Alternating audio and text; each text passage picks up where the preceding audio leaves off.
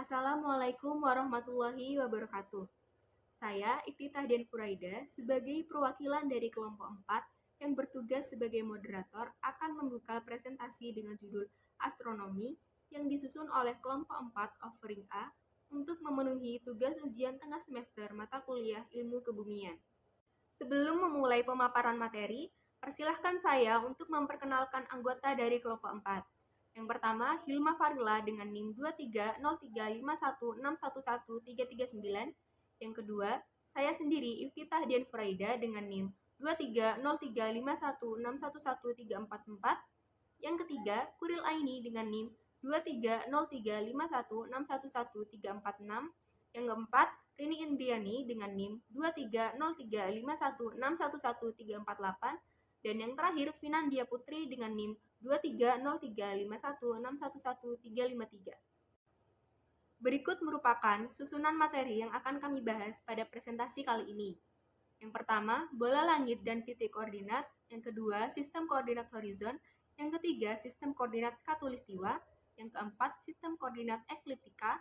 Yang kelima, waktu dalam astronomi. Yang keenam, sistem teleskop. Yang ketujuh, tata surya.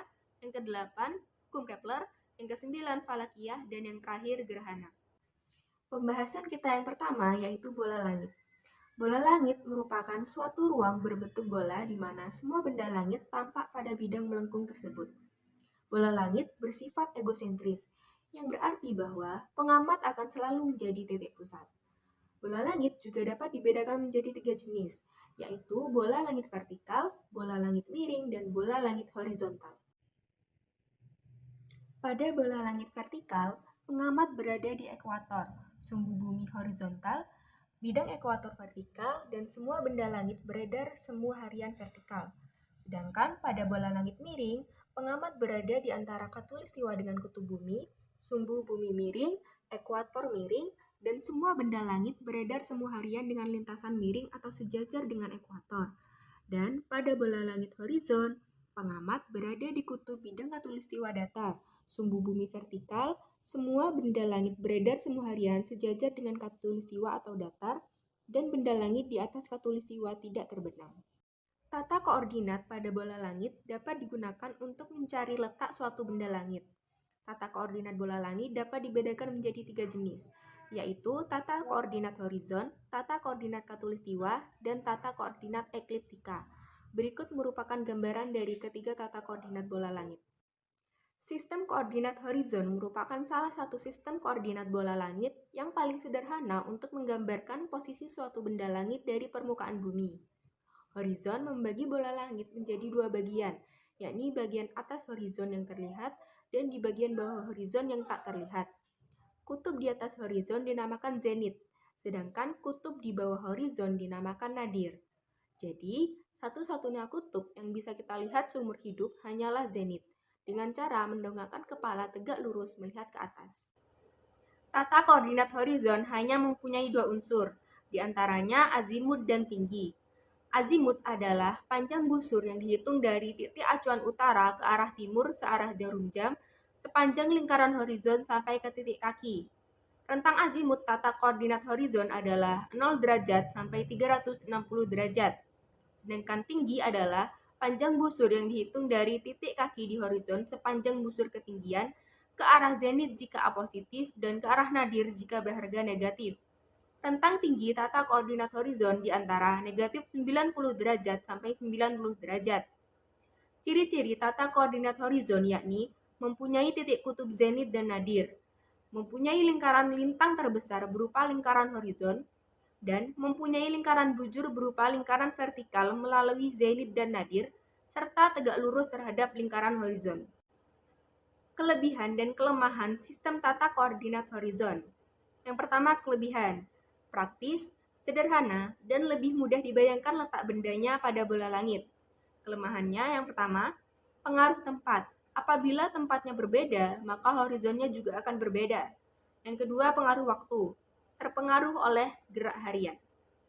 Sistem koordinat khatulistiwa disebut juga dengan sistem koordinat ekuator. Sistem koordinat khatulistiwa memiliki konsep yang mirip dengan sistem lintang bujur terestrial, yang digunakan untuk menentukan lokasi suatu posisi di bumi. Dalam sistem koordinat khatulistiwa, bola langit mempunyai peran yang sama dengan bumi dalam sistem garis lintang bujur terestrial. Ekuator langit mempunyai peranan yang sama dengan ekuator bumi dan meridian utama langit. Sistem koordinat khatulistiwa atau ekuator memiliki ciri-ciri, yaitu yang pertama memiliki titik kutub berupa kutub langit utara atau KLU dan kutub langit selatan atau KLS. Yang kedua memiliki lingkaran terbesar berupa lingkaran ekuator langit. Yang ketiga memiliki lingkaran bujur berupa lingkaran yang melalui kutub langit utara dan yang melalui kutub langit selatan, serta tegak lurus terhadap ekuator langit. Kutub langit utara dan kutub langit selatan merupakan titik khayal yang merupakan proyeksi perpanjangan sumbu rotasi bumi di kubah langit dan tampak sebagai pusat putaran gerak harian benda langit. Sistem koordinat khatulistiwa memiliki dua komponen penting, yaitu deklinasi dan RA atau right ascension. Deklinasi pada sistem khatulistiwa diukur sepanjang busur lingkaran waktu yang melalui benda langit bersangkutan, mulai dari ekuator langit ke arah kutub langit utara positif atau ke arah kutub langit selatan atau negatif sampai benda langit yang bersangkutan. Pada gambar di atas, deklinasi matahari disimbolkan dengan M ialah panjang busur lingkaran waktu dari M1 sampai ke M. Harga deklinasi berkisar 0 derajat sampai positif 90 derajat untuk benda langit di belahan langit utara dan dari 0 derajat sampai minus 90 derajat untuk benda langit di belahan langit selatan. Yang kedua yaitu RA atau right ascension adalah analog dari garis bujur di bumi. Digunakan untuk mengukur posisi objek langit sepanjang lingkar langit, mirip dengan garis bujur di bumi tetapi diukur dengan satuan jam. RA mengukur posisi timur ke barat dari titik balik matahari equinox di langit. Titik balik matahari adalah titik di langit di mana matahari melewati ekuator langit saat peralihan antara musim semi dan musim gugur. RA secara tradisional diukur dalam jam, menit, dan juga detik. 24 jam RA sama dengan 360 derajat atau 1 jam itu 15 derajat.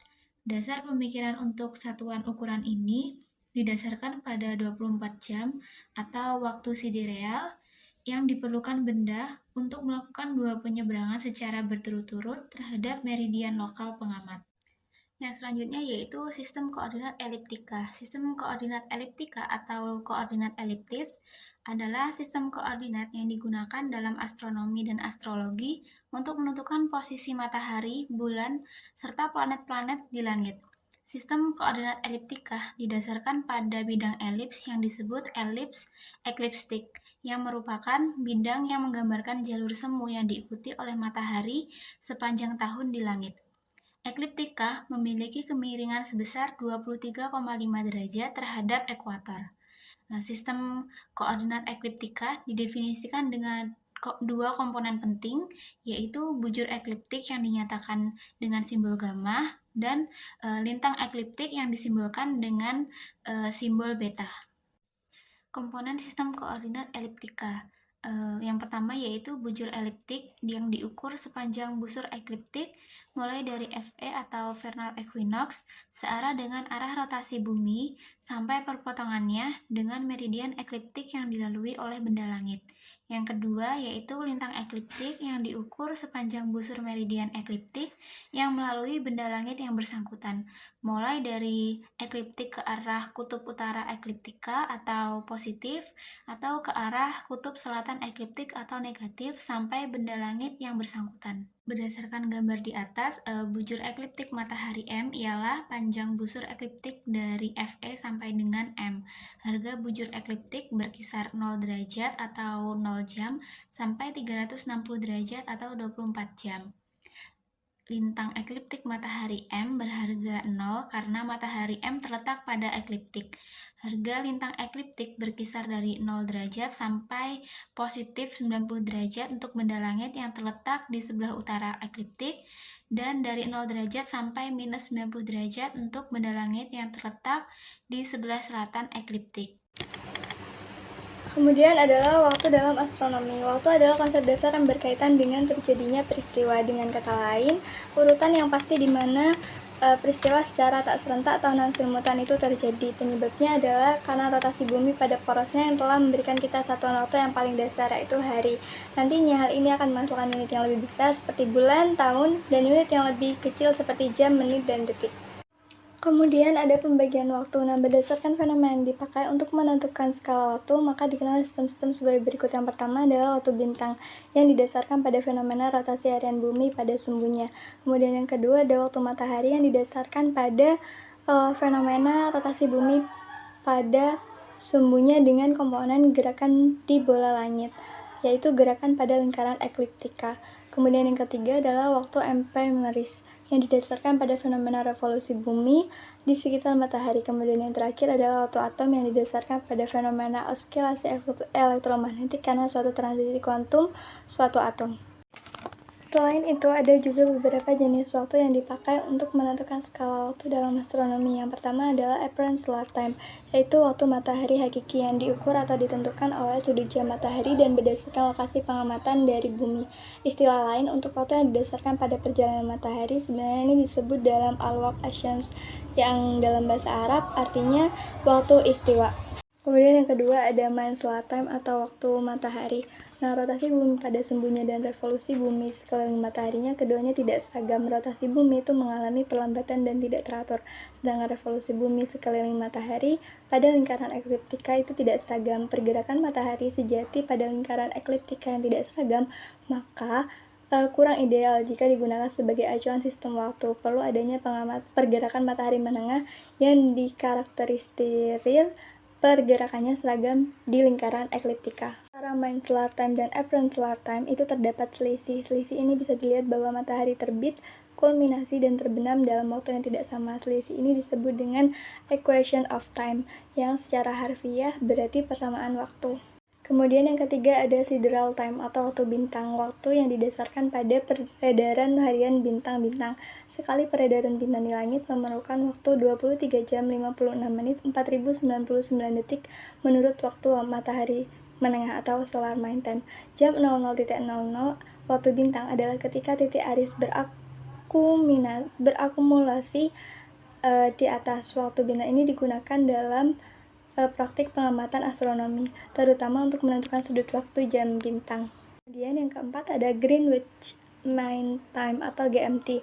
Nah, dalam konferensi yang ketiga yang dilaksanakan di Italia pada tahun 1881, penetapan garis bujur nol dan garis bujur utama yang universal penyatuan waktu standar disepakati sebagai sebuah kebutuhan yang mutlak. Oleh karena itu, garis bujur nol tunggal ini ditetapkan sebagai garis bujur yang melintasi Royal Observation of Greenwich, London, Inggris. Dan garis ini dibentuk 180 garis bujur ke timur dan 180 garis bujur ke barat.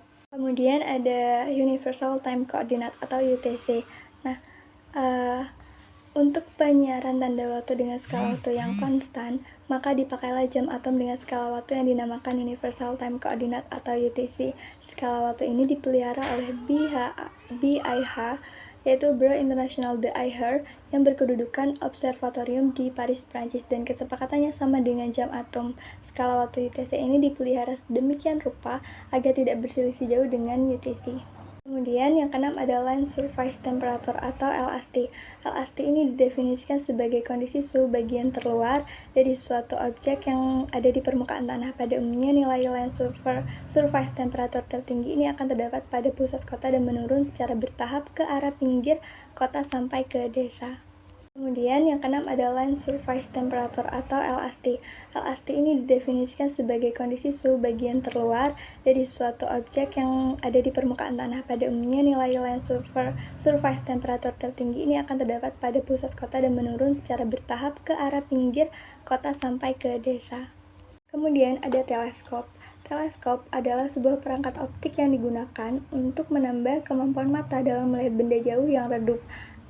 Salah satu fungsi utamanya adalah untuk mengamati benda-benda langit agar tampak lebih dekat dan juga lebih jelas. secara umum, teleskop ini terbagi menjadi beberapa jenis. Yang pertama ada teleskop jenis refraktor atau dioptrik. Nah, teleskop ini adalah teleskop yang hanya menggunakan lensa untuk menampilkan bayangan benda. Cara kerjanya adalah dengan membiaskan atau membelokkan cahaya menggunakan kombinasi dua buah lensa. Lensa utama yaitu lensa objektif yang berfungsi sebagai pengumpul bayangan, kemudian diteruskan ke lensa okuler yang disebut sebagai eyepiece, yang kemudian ditampilkan ke mata sebagai bayangan dari sebuah benda. Kemudian yang kedua ada teleskop reflektor atau fotoprik. Nah, teleskop jenis ini merupakan teleskop yang menggunakan cermin untuk memantulkan cahaya dan bayangan benda. Teleskop ini lebih cocok digunakan untuk mengamati objek-objek deep sky yang mempunyai intensitas cahaya yang lebih kecil seperti nebula atau galaksi, karena teleskop ini memiliki kemampuan untuk mengumpulkan cahaya lebih baik daripada teleskop yang sebelumnya, yaitu teleskop refraktor. Nah, yang terakhir adalah jenis teleskop kadioptrik. Nah, jenis teleskop ini menggunakan kombinasi dari lensa dan cermin sebagai pengumpul cahaya sekaligus bayangan benda. Dengan kata lain, teleskop ini merupakan gabungan dari refraktor dan juga reflektor. Dan yang terakhir adalah fungsi teleskop. Ada 3 fungsi umum atau fungsi utama dari teleskop. Yang pertama, untuk mengumpulkan cahaya dari sebuah objek. Sifat terpenting dari sebuah teleskop itu kan kekuatannya dalam mengumpulkan cahaya. Semakin lebar bukaan di bagian atas tabung teleskop, semakin banyak pula cahaya yang terkumpul. Kemudian yang kedua, untuk memfokuskan cahaya. Nah, fungsi teleskop ini agar tercipta gambar yang tajam, sehingga fokus cahaya ini bisa didapat dari lensa yang digunakan. Kemudian yang terakhir adalah untuk memperbesar gambar. Pembesaran gambar ini adalah fungsi umum dari teleskop yang menjadikan sebuah objek terlihat berbeda apabila dilihat dengan teleskop atau dengan mata telanjang, sehingga benda-benda yang kecil itu dapat terlihat dengan menggunakan mata telanjang. Selanjutnya yaitu adalah tata surya. Tata surya merupakan bagian dari alam semesta. Bumi dan matahari merupakan bagian dari sistem tata surya. Tata surya menempati salah satu dari sekian banyak galaksi, yaitu galaksi Bima Sakti. Sama dengan namanya, sistem tata surya tersusun atas beberapa elemen. Tata surya adalah beberapa langit yang saling terkumpul akibat gaya gravitasi yang sangat besar, tersusun atas suatu bintang yang disebut dengan matahari.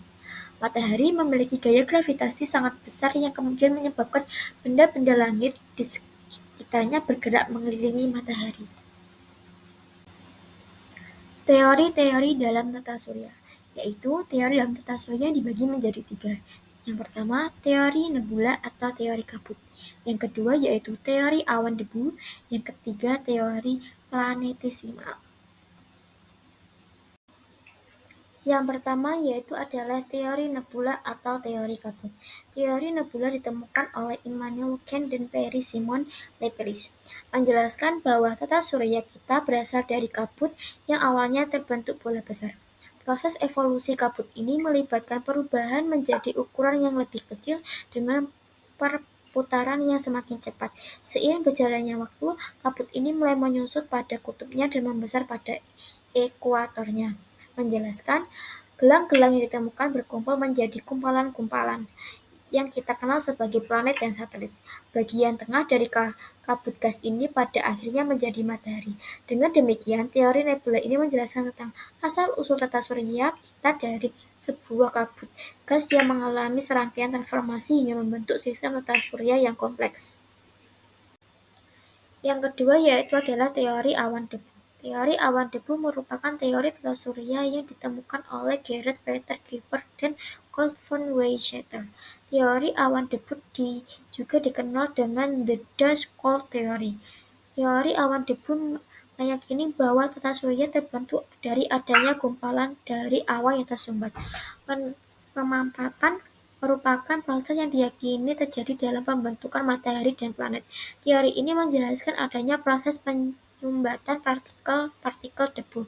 Partikel-partikel debu akan masuk pada bagian pusat awan dan kumpalan bola yang terlikat akan terbentuk. Selanjutnya akan terbentuk cakram yang saling menekan.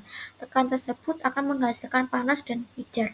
Bagian luar cakram akan terpisah menjadi kumpalan-kumpalan yang lebih kecil. Bagian cakram yang panas dan pijar ini kemudian menjadi bagian yang dikenal dengan sebutan matahari. Yang ketiga yaitu adalah teori planetesimal. Teori planetesimal adalah konsep yang diajukan oleh Thomas J. Campbell dan Forrest R. Moulton pada tahun 1905 untuk menjelaskan pembentukan tata surya. Teori ini berpendapat bahwa matahari telah ada sejak awal dan bahwa tata surya terbentuk melalui partikel-partikel kecil yang mendorong keluar dari matahari oleh efek gravitasi bintang lain yang dekat. Partikel ini kemudian berkumpul, menggumpal, dan mengeras untuk membentuk planet. Sementara itu, partikel matahari yang tetap di bawah menjadi inti matahari. Proses ini juga mencakup pendinginan Yang selanjutnya dan adalah pemadatan teleskop. partikel-partikel Teleskop ini gas merupakan panas dalam sebuah waktu perangkat yang lama. optik yang Dengan digunakan demikian, teori untuk menambah kemampuan planetesimal mata dalam menjelaskan melihat bahwa benda yang jauh planet-planet atau terbentuk redup. dari partikel-partikel Salah satu gas fungsi teleskop mengalami proses adalah untuk mengamati berlarut-larut benda-benda dalam langit agar perjalanan tampak waktu. lebih dekat dan jelas. Bagian-bagian tata surya. Bagian Kemudian tata ada surya terdiri atas jenis-jenis 3, yaitu teleskop. adalah Nah, matahari, teleskop ini planet, dan dibagi menjadi benda-benda 3 kecil. jenis. Yang pertama adalah teleskop refraktor atau Matahari. dioptrik. Matahari ialah suatu bola Teleskop gas refraktor pijar yang ini terdiri adalah dari teleskop yang hanya menggunakan lensa 94% atas untuk menambahkan hidrogen bayangan dan benda. Cara 5,9 kerjanya adalah atas dengan helium, membiaskan serta atau sisanya membelokkan campuran cahaya unsur-unsur menggunakan karbon kombinasi dan dua buah atom lensa. lainnya. Lensa Matahari utama menjadi pusat tata yaitu lensa surya reflektif dan yang memiliki berfungsi gaya sebagai gravitasi pengumpul yang besar bayangan dan sehingga cahaya menyebabkan untuk anggota tata diteruskan surya ke lensa beredar okuler yang disebut mengelilingi matahari. eyepiece, kemudian ditampilkan ke mata sebagai bayangan Yang dari pertama sebuah yaitu benda. adalah planet Merkurius.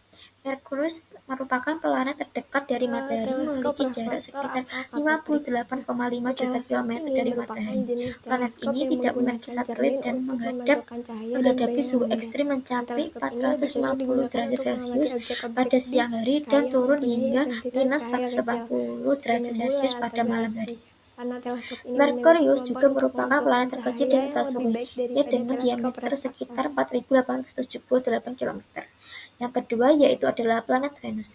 Planet Venus yang merupakan benda langit yang terang Kemudian jenis ketiga yang setelah terakhir matahari adalah dan bulan, teleskop memiliki kemampuan yang kadioptrik ditutupi atau oleh awan dioptrik. tebal Nah, karbon teleskop ini dioksida. merupakan Efek jenis rumah kaca yang disebabkan oleh teleskop yang awan tersebut menggunakan menjadikan kombinasi dari Venus lensa sebagai planet dan paling cermin panas sebagai dalam tata pengumpul surya, cahaya dengan sekaligus suhu bayangan konstan benda. mencapai Dengan kata lain, teleskop ini 460 derajat merupakan Celcius. gabungan dari Planet ini refraktor dan memiliki periode reflektor. revolusi sekitar 225 hari, sedangkan periode rotasinya sekitar 241 hari. Kemudian ada fungsi teleskop. Ada 3 fungsi utama Planet Bumi. Jarak teleskop. Yang bumi ke pertama untuk matahari mengumpulkan sekitar cahaya 150 dari juta sebuah objek. kilometer dengan periode Sifat revolusi terpenting dari sebuah teleskop adalah kekuatannya dalam 365,5 hari mengumpulkan dengan cahaya. periode Semakin rotasi lebar 20 jam permukaan di 56 bagian menit. atas tabung Bumi memiliki teleskop, satu semakin banyak satelit pula yaitu cahaya Gwen. yang terkumpul. Diameter bumi Kemudian yang yaitu kedua, adalah untuk memfokuskan cahaya. 12.760 km. Fungsi teleskop Pada bumi berikutnya ini adalah untuk adalah memfokuskan atmosfer yang cahaya terdiri agar dari tercipta gambar yang tajam. hidrogen dan oksigen, Dan fokus sehingga cahaya ini bisa tepat didapat untuk dari lensa melindungi yang bumi digunakan dari dan bahaya untuk radiasi memperbesar matahari. gambar. Nah, Planet Mars. gambar adalah Jarak fungsi rata-rata planet memperbesar Mars ke gambar. matahari Ini yaitu adalah adalah fungsi umum dari 228 teleskop juta yang kilometer. menjadikan Periode sebuah objek revolusi Mars adalah yang sangat kecil 687 itu hari dan periode dapat rotasi dilihat 24 dengan jam teleskop atau 37 dengan menit. mata telanjang Diameter secara planet Mars jelas. yaitu adalah 6.787 km dengan 2 satelit, yaitu adalah Phobos dan Deimos. Atmosfer terdiri atas 95% karbon dioksida dan selebihnya nitrogen dan argon. Mars banyak mengandung besi oksida, membuat Mars tampak sebagai planet merah. Planet Jupiter. Planet terbesar di tata surya berjarak sekitar 780 juta kilometer dari matahari.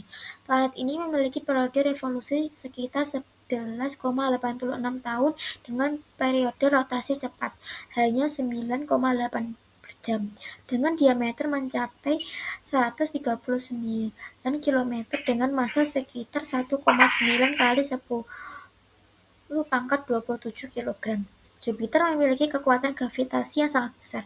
Planet ini memiliki 4 satelit besar yang dikenal sebagai Io, Euporo, Ganymede, dan Callisto, serta 63 satelit kecil lainnya. Planet Saturnus. Planet Saturnus dihiasi dengan gelang dan cincin yang tersusun atas es dan batuan yang sangat besar. Planet Saturnus berisi banyak gas helium dan hidrogen sehingga menyebabkan kepadatan planet sehingga planet ini bisa mengapung di atas air. Planet Uranus. Uranus berjarak 2.880 juta kilometer dari matahari dan periode rotasi 10 jam 8 menit dari periode revolusi 84 tahun. Uranus merupakan planet gas yang berwarna biru kehijauan dengan awan tebal yang menutupinya. Planet ini memiliki atmosfer yang mengandung hidrogen, helium, dan metana. Diameter planet Uranus 51.120 km dengan massa 8,681025. Uranus merupakan planet terdingin dari sistem tata surya dengan suhu atmosfer 224 derajat Celcius dengan komposisi atmosfer yaitu helium, hidrogen, dan metana. Uranus memiliki 5 satelit yaitu Miranda, Erie, Umbrio, Titania, dan Oberon. Yang terakhir yaitu adalah planet Neptunus. Neptunus adalah planet yang memiliki angin yang badai sehingga disebut dengan planet yang paling berangin dalam tata surya. Planet Neptunus ini memiliki kesamaan dengan Uranus, memiliki atmosfer yang terdiri dari helium dan hidrogen, serta memiliki gas metana yang sama dengan planet Neptunus. Selanjutnya yaitu adalah benda-benda langit. Selanjutnya yaitu adalah planet kerdil. Planet kerdil merupakan kategori baru dalam keanggotaan tata surya berdasarkan resolusi tahun 2006. Contoh dari planet kerdil ini adalah Pluto. Seperti yang telah dijelaskan sebelumnya, contoh lain dari planet kerdil ini adalah Ceres yang orbitnya berada di lingkungan asteroid. Ceres tadinya dikategorikan sebagai salah satu asteroid terbesar yang berada di sabuk asteroid. Sejak tahun 2006, Ceres dikategorikan sebagai planet kerdil karena memenuhi kriteria di atas. Selanjutnya yaitu adalah asteroid. Pada tahun 1801, Palazzi, seorang astronomi Italia, melakukan pengamatannya menggunakan teleskop. Temuan benda langit yang berdiameter 500 mil atau kurang lebih 900 km, bulan berdiameter 2160 mil atau 3000 km, beredar mengelilingi matahari. Asteroid tersebut senantiasa berputar di antara planet Mars dan Jupiter membentuk sabuk asteroid. Selanjutnya yaitu adalah komet. Komet merupakan anggota tata surya yang beredar mengelilingi matahari dan menerima energinya dari matahari. Wujud komet tersusun dari kristal-kristal es yang rapuh sehingga mudah terlepas dari badannya. Bagian yang terlepas inilah yang membentuk semburan cahaya ketika sebuah komet melintas dari matahari. Yaitu yang selanjutnya itu adalah satelit. Satelit merupakan pengiring planet. Satelit beredar mengelilingi planet bersama-sama mengelilingi matahari. Peredaran satelit mengelilingi planet disebut revolusi satelit. Di samping itu, satelit juga merupakan gerak rotasi yang beredar mengelilingi pada rotasinya sendiri. Yang terakhir yaitu adalah meteor. Meteor adalah serpihan-serpihan benda padat yang terbangun tidak beraturan berasal dari serpihan asteroid, ekor komet, dan pecahan dari benda-benda langit lainnya yang disebabkan oleh pengaruh gaya gravitasi bumi sehingga membuat serpihan-serpihan benda langit tersebut meleset serta terbakar hingga sampai ke arah bumi. Selanjutnya yaitu adalah hukum Kepler. Hukum Kepler terdiri atas 3 yaitu adalah hukum Kepler 1, hukum Kepler 2, dan hukum Kepler 3. Sejarah hukum Kepler. Johannes Kepler pada tahun 1571 sampai 1630, seseorang astronom dan matematika Jerman dikenal sebagai tokoh penting dalam revolusi ilmiah berkat karyanya tentang hukum gerakan planet. Walaupun pada awalnya dianggap eksentrik, karya-karya Kepler seperti New Astronomy dan Hymns of the World yang mengandung 3 hukum dasar meskipun tentang gerakan planet akhirnya diakui sebagai tonggak penting dalam sejarah astronomi. Hukum Kepler 1. Hukum Kepler 1 menjelaskan tentang bagaimana bentuk lintasan orbit planet-planet. Bunyi dari hukum ini yaitu adalah lintasan setiap planet ketika mengelilingi matahari berbentuk elips di mana matahari terletak pada salah satu fokusnya. Bisa dilihat pada gambar yaitu adalah gambar geometris orbit elips. Dari model di atas diperhatikan bentuk elips dan lintasan orbit planet yang mengelilingi matahari, di mana matahari berada dalam salah satu titik fokusnya yang ditandai dengan F1 dan F2, sedangkan planet berada pada jarak R2 dan F2 atau R1 dan F1. Jika posisi planet berubah, maka jarak R1 dan R2 akan ikut berubah. Bentuk elips orbit ditentukan oleh eksentritasnya. Semakin kecil eksentritasnya, maka bentuk elipsnya akan semakin mendekati bentuk lingkaran, dan sebaliknya jika eksentritasnya semakin besar, bentuk elips akan memanjang dan tipis.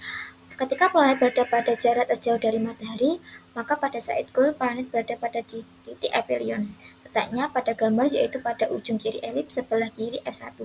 Jarak dari aphelions ke matahari dapat dihitung dengan menjumlahkan jarak A dengan jarak C. Hukum Kepler-2. Hukum 2 Kepler menjelaskan tentang kecepatan orbit suatu planet. Bunyi dari keduanya yaitu adalah setiap planet bergerak sedemikian sehingga suatu garis khayal ditarik dari matahari ke planet tersebut mencakup daerah dengan luas yang sama dengan waktu yang sama. Dapat dilihat pada gambar tersebut yaitu adalah luasan aphelions dan luasan rephelions. Pada gambar di atas diperhatikan dua contoh luasan untuk menjelaskan tentang hukum 2 Kepler. Kedua luasan ini mempunyai luasan yang sama. Pada selang waktu yang sama, garis khayal yang menghubungkan planet dan matahari yang menyapu luasan yang memiliki besar yang sama. Oleh karena itu, ketika planet bergerak dari B ke C, titik aphelions, kecepatan orbit planet lebih kecil atau lambat, sedangkan ketika planet bergerak ke arah D dan ke E, kecepatan orbit planet lebih besar dan atau lebih cepat. Hukum Kepler-3. Pada hukum Kepler-3 ini menjelaskan tentang periode revolusi pada setiap planet yang mengelilingi matahari. Hukum ini berbunyi yaitu adalah kuadrat periode suatu planet berbanding dengan pangkat 3 dari jarak dari matahari. Secara matematis, hukum Kepler-3 dapat ditulis sebagai berikut. T1 kuadrat per R1 pangkat 3 sama dengan T2 pangkat 2 per R2 pangkat 3 sama dengan konstan, di mana T1 adalah periode planet pertama, T2 adalah periode planet kedua, R1 adalah jarak planet pertama dengan matahari, dan R adalah jarak planet kedua dari matahari. Persamaan ini dapat diturunkan dengan menggabungkan dua persamaan hukum Newton yaitu hukum gravitasi Newton dan hukum 2 Newton untuk gerak melingkar beraturan. Penurunan rumusnya yaitu sebagai berikut. Pada persamaan hukum Newton 2 yaitu adalah sigma F sama dengan M kali A, karena A sama dengan F kuadrat per R, maka sigma F sama dengan M kali F kuadrat per R, di mana M adalah massa planet yang mengelilingi matahari, A adalah percepatan sentripeta planet, F adalah kecepatan rata-rata planet, dan R adalah jarak rata-rata planet dari matahari. Selanjutnya yaitu falakia. Falak secara bahasa berarti madar, yaitu orbit, garis atau tempat perjalanan bintang atau celestial sphere or star. Berdasarkan Ensiklopedia Hukum Islam, ilmu falak didefinisikan sebagai sebuah disiplin ilmu pengetahuan yang berfokus mempelajari benda-benda langit, mulai dari bentuk fisiknya, geraknya, ukurannya, hingga pada segala sesuatu yang berhubungan dengannya. Ilmu falak secara terminologi adalah ilmu pengetahuan yang mempelajari mengenai lintasan benda-benda langit seperti matahari, bulan, bintang-bintang, dan benda langit lainnya, yang bertujuan untuk mengetahui posisi dari benda-benda langit tersebut, kedudukannya dari benda-benda langit lainnya, serta untuk mengetahui waktu-waktu yang ada di permukaan bumi. Namun, istilah ilmu falak belum terlalu familiar di kalangan masyarakat umum. Sebagian orang mengidentikan ilmu falak dengan ilmu nujum atau astrologi, sehingga yang dihasilkan oleh ilmu tersebut disamakan dengan yang dihasilkan oleh ilmu nujum yang dilarang mengamalkannya. Selanjutnya akan dibahas lebih lanjut mengenai hilal, masehi, dan hijriyah. Secara umum, rukyatul hilal adalah proses pengambilan keputusan atas kontras hilal yang sangat tipis dan redup dengan gangguan cahaya syafaq atau cahaya senja yang masih cukup kuat di ufuk. Namun terdapat beberapa pandangan mengenai definisi hilal tersebut, yakni yang pertama, Ibnu Mansur dalam Lisan Al-Arab menguraikan asal-usul dan makna kata hilal adalah bulan sabit pada hari pertama dan kedua bulan Qomariyah atau 2 malam akhir bulan Qomariyah.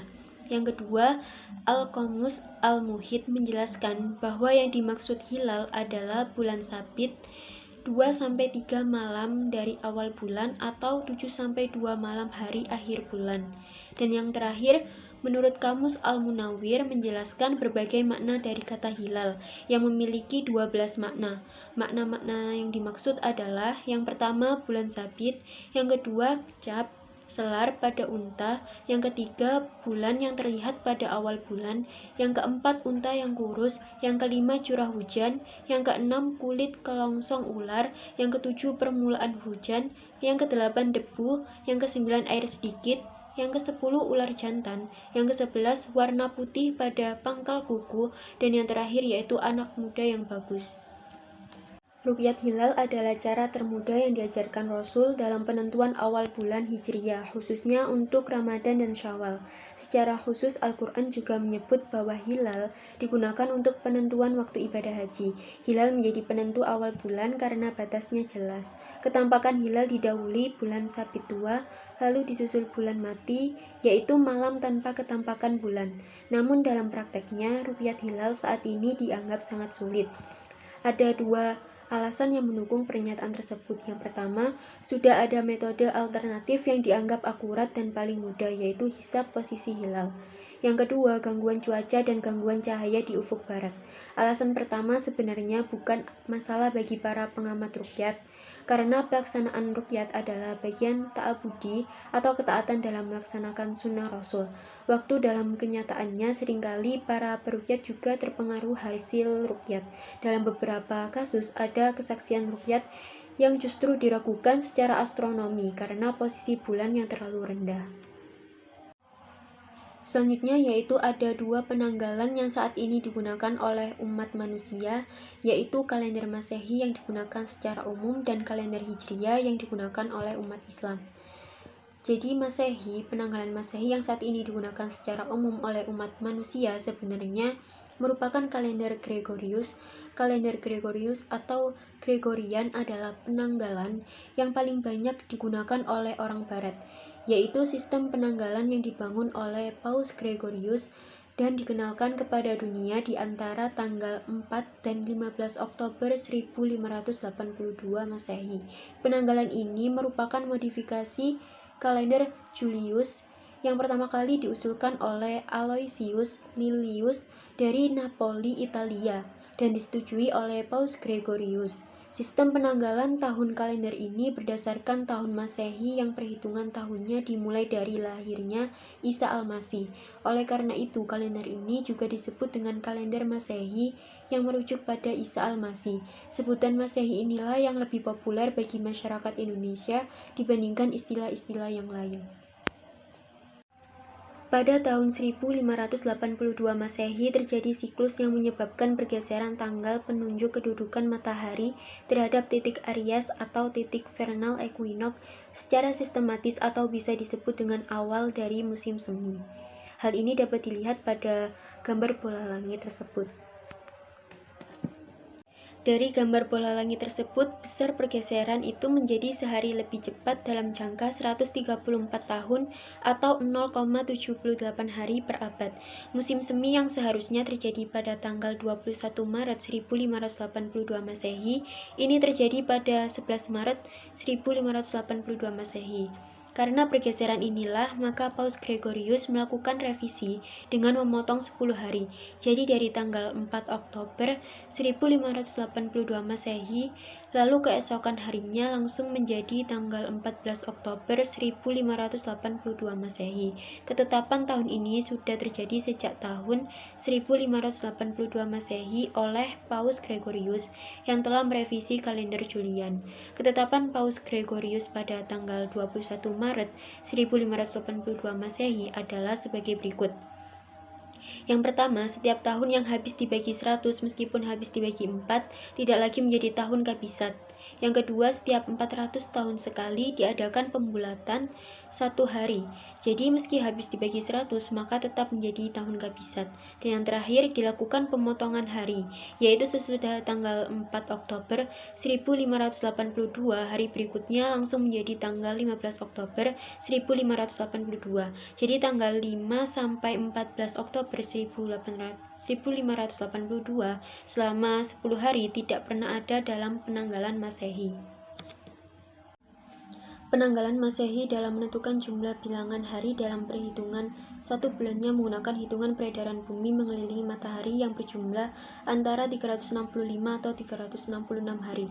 Jumlah hari tersebut kemudian dibagi menjadi 12 nama bulan. Bulan Januari 31 hari, bulan Februari 28 atau 29 hari, bulan Maret 31 hari, dan seterusnya hingga jumlah 365 hari terbagi semuanya. Hal ini dapat dilihat selengkapnya pada nama bulan dan jumlah hari pada tahun Masehi di tabel yang tertera pada layar. Dari sistem perhitungan tersebut membuat konsepsi dalam penanggalan Masehi jadi dikenal dengan sebutan sistem Syamsiah atau sistem matahari. Kalender Islam ditetapkan berdasarkan penglihatan terhadap periode bulan, di mana menyebabkan kalender Islam disebut dengan sistem Qamariyah, sedangkan sebutannya sendiri adalah kalender Hijriyah.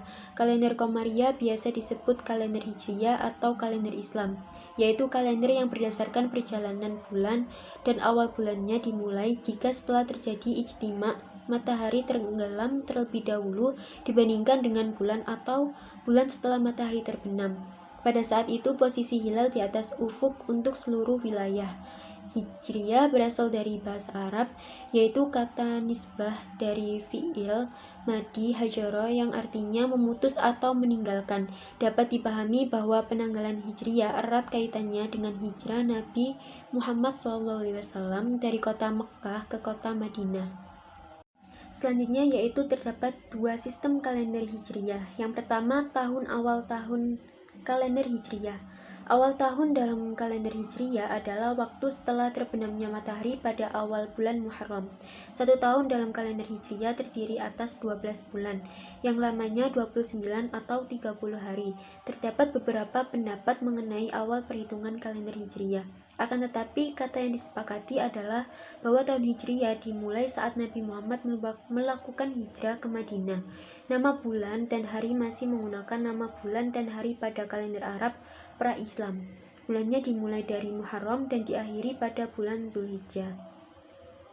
Menurut Kementerian Agama Republik Indonesia, hijrah Nabi Muhammad terjadi pada tanggal 2 Rabiul Awal bertepatan dengan tanggal 14 September 622 Masehi dan 1 Muharram tahun tersebut bertepatan pada tanggal 16 Juli 622 Masehi.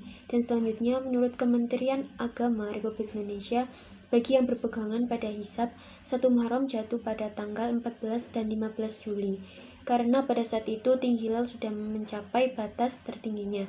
Yang kedua yaitu bilangan bulan. Jumlah atau bilangan bulan dalam 1 tahun Hijriyah adalah 12. Awal bulan ditentukan dengan pengamatan bulan baru setelah bulan mati atau dengan perhitungan. Bulan pertama dimulai dengan Muharram dan diakhiri dengan Zulhijjah. Nama-nama bulan diambil dari kalender Arab pra-Islam yang telah dijelaskan.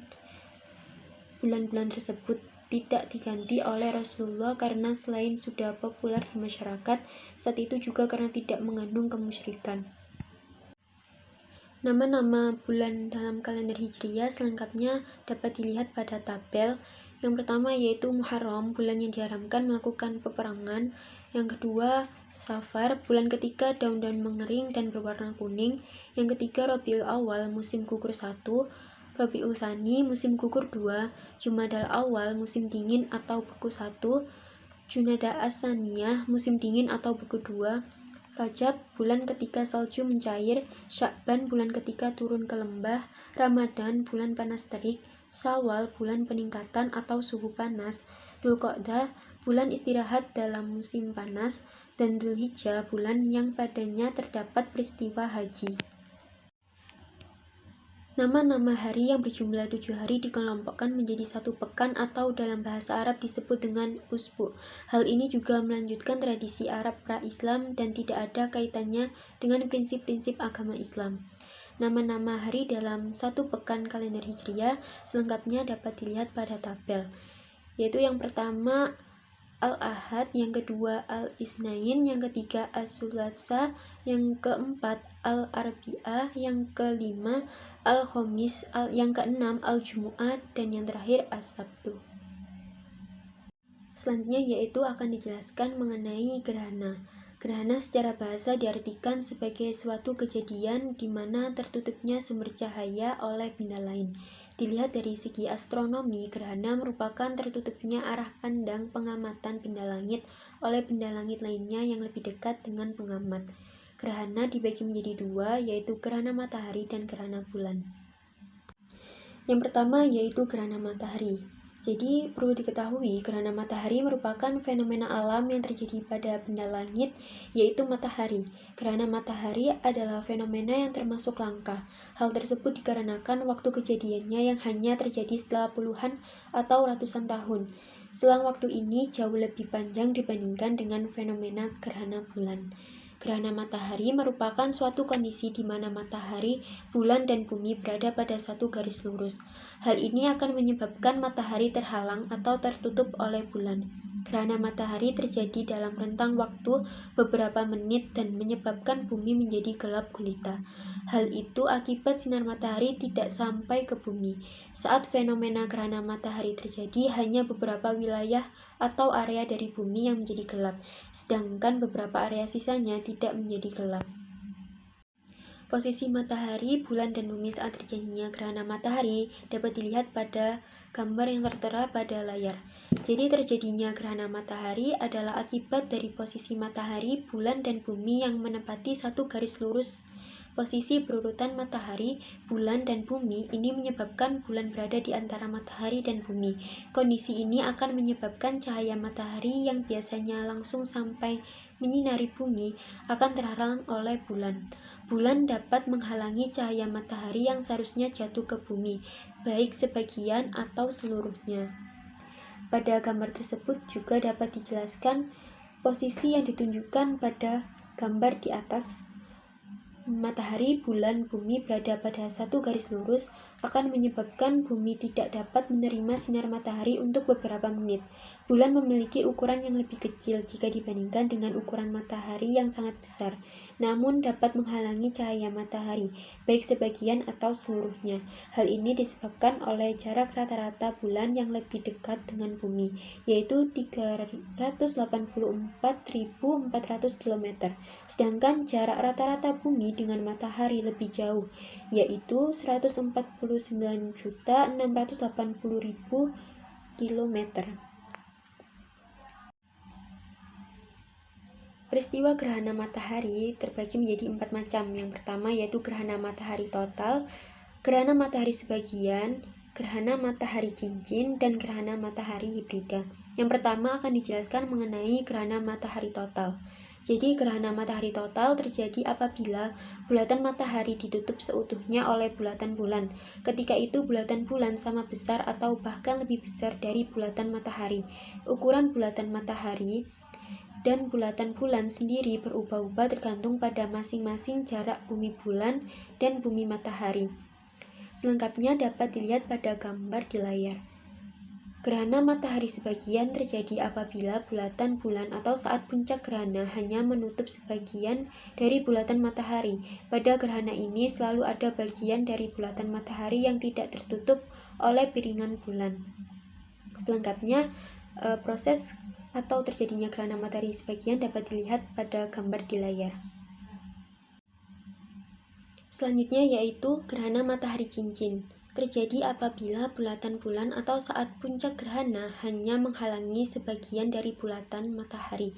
Gerhana jenis ini terjadi saat ukuran bulatan bulan lebih kecil dari bulatan matahari, sehingga ketika bulatan bulan berada di depan bulatan matahari, tidak seluruh bulatan matahari akan tertutup oleh bulatan bulan. Bagian bulatan matahari yang tidak tertutup oleh bulatan bulan berada di sekeliling bulatan bulan dan terlihat seperti cincin yang bercahaya. Dapat dilihat selengkapnya pada gambar di layar. Dan yang terakhir yaitu gerhana matahari hibrida. Gerhana hibrida bergeser antara gerhana total dan cincin. Pada titik tertentu di permukaan bumi, gerhana ini muncul sebagai gerhana total, sedangkan pada titik-titik lain muncul sebagai gerhana cincin. Gerhana hibrida relatif jarang terjadi. Dapat dilihat selengkapnya pada gambar di layar kaca. Selanjutnya yaitu penjelasan mengenai gerhana bulan. Gerhana bulan merupakan suatu fenomena tertutupnya penampang bulan oleh bayangan bumi. Peristiwa ini terjadi dikarenakan posisi bumi terletak di antara matahari dan bulan. Posisi bumi yang sejajar pada saat garis lurus yang sama akan menyebabkan sinar matahari tidak dapat mencapai bulan. Sinar matahari yang tidak dapat mencapai bulan karena terhalangi oleh bumi menyebabkan segala aspek yang berada di muka bumi akan tampak gelap gulita. Hal ini juga dapat disebut suatu fenomena kosmis. Pada dasarnya, gerhana merupakan suatu peristiwa tertutupnya suatu objek yang disebabkan karena adanya benda yang melintas di depan objek. Pada saat terjadinya gerhana bulan, diameter permukaan matahari, bulan, dan bumi membentuk angka yang berjumlah total 108. Taganov menggambarkan diameter permukaan matahari, bulan, dan bumi secara geometri. Dapat dilihat pada gambar gerhana bulan yang tertera pada layar. Jadi dari gambar tersebut dapat dijelaskan kedua objek yang terlibat dalam gerhana tersebut memiliki ukuran yang hampir sama apabila diamati dari bumi. Gerhana bulan terjadi ketika matahari, bumi, dan bulan berada pada satu garis lurus, sementara matahari berada pada jarak bujur astronomis 180 derajat dari posisi bulan. Secara diameter antara permukaan matahari, bulan, dan bumi memberikan perkiraan kesamaan trapesium. Pada saat bayangan bumi bergerak menutupi bulan, planet, bintang, serta benda-benda kosmis lainnya bergerak memutar dan secara metafisika membentuk angka 108. Apabila disimpulkan secara logika, planet-planet yang ada dalam sistem tata surya berjumlah 9, yaitu Merkurius, Venus, Bumi, Mars, Jupiter, Saturnus, Uranus, Neptunus, dan Pluto. Gerhana bulan dibagi menjadi 3 macam. Yang pertama yaitu gerhana bulan total, gerhana bulan sebagian, dan gerhana bulan penumbra. Yang pertama akan dijelaskan mengenai gerhana bulan total, yakni terjadi gerhana ini bulan akan tetap berada pada daerah penumbra. Selengkapnya dapat dilihat pada gambar di layar. Sedangkan gerhana bulan sebagian terjadi apabila tidak seluruh bagian bulan terhalangi dari matahari oleh bumi. Sedangkan sebagian permukaan bulan yang lain berada di daerah penumbra, sehingga masih ada sebagian sinar matahari yang sampai ke permukaan bulan. Selengkapnya dapat dilihat pada gambar di layar. Dan yang terakhir, gerhana bulan penumbra terjadi apabila seluruh bagian bulan berada di bagian penumbra, sehingga bulan masih dapat terlihat dengan warna yang suram. Dan lebih lengkapnya dapat dilihat pada gambar di layar.